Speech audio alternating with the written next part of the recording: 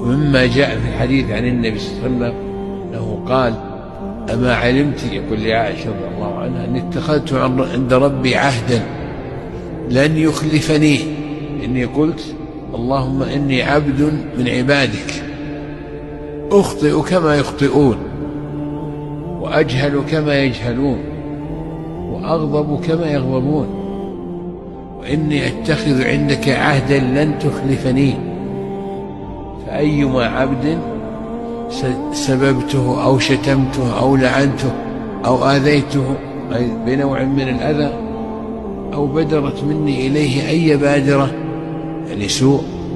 فلا تعذبني فيه، اللهم اجعلها له كفارة وطهارة وصلاة وزكاة ورحمة وقربة ورفعة ترفعه بها درجات في الدنيا والآخرة. مثل هذا يحفظه الإنسان ويدعو به.